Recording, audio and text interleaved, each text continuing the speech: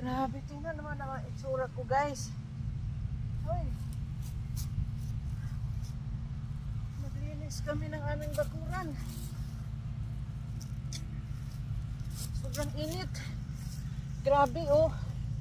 Ako nagtanggal ng mga branches. Kasi pag nag-lawn mower, guys, at hindi mo matatanggal yung mga branches na yan, masisira yung lawn mower ni Daddy Lo.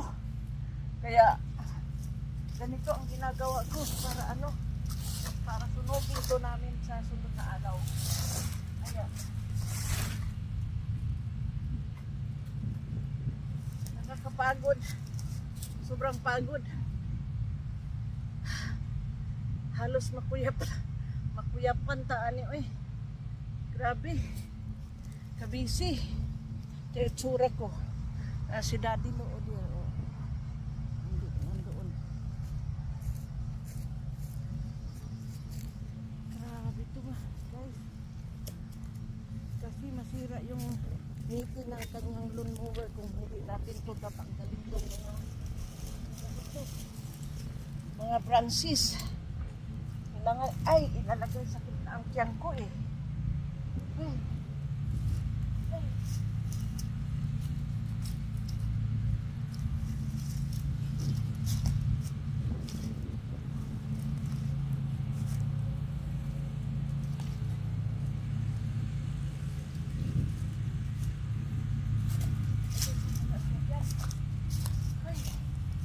Sobra.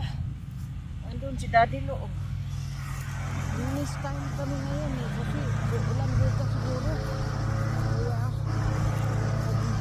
ano siya doon eh. Pagmumo. Kita nyo yun?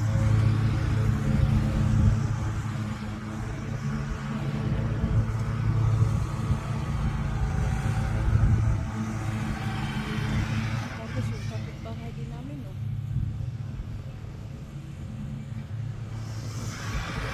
Kasi parang ulan kaya kailangan malinis yung malinis na lahat. Yan ang ginagawa ko, guys. So diyan ko ilalagay tapos itatapon ko doon sa likod ng building. O diba? Tingnan mo itsura ko. Grabe, guys. Wala kang mautusan dito kundi ikaw lang. Ay, grabe.